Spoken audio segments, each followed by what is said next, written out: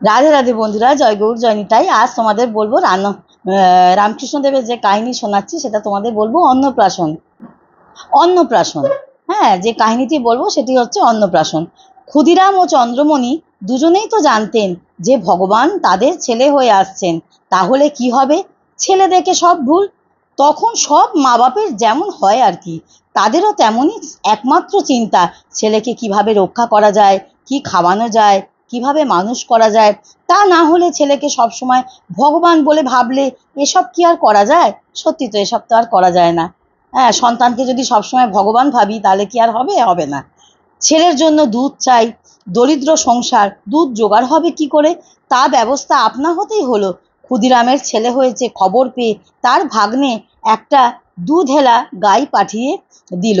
যে গাই মানে প্রচুর দুধ দিত, প্রচুর দুধ দিত, সেরকম একটা গাই এনে দিয়ে গেল। যখন যা দরকার তেমনই ভাবে ঠিক সবই এসে যেতে লাগলো। আর বাড়িতে নিত্য ভিড় লেগেই আছে। গ্রামের সবাই ছেলেকে দেখে আসতে মানে ছেলেকে দেখতে আসে।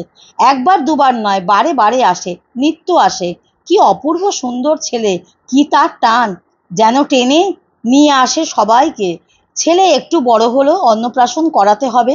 ক্ষুদিরাম দরিদ্র, তাই ভাবলেন সংক্ষেপে সবকিছু করবেন।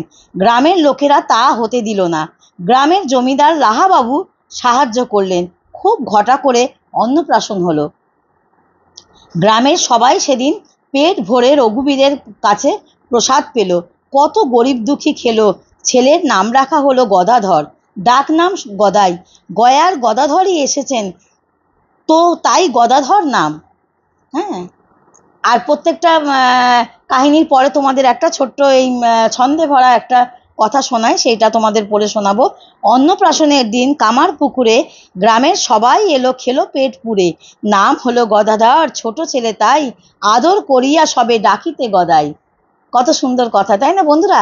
তোমরা সঙ্গে থাকো, সাথে থাকো, ভিডিও দেখতে থাকো। নতুন বন্ধুরা ভালো করে কমেন্ট করবে, দেখতে দেখতে লাইক দেবে, কিছু একটা কমেন্ট করবে, সবাই পাশে থাকবে। হ্যাঁ, ততক্ষণ রাধে রাধে, জয় গৌর জয় নিতাই।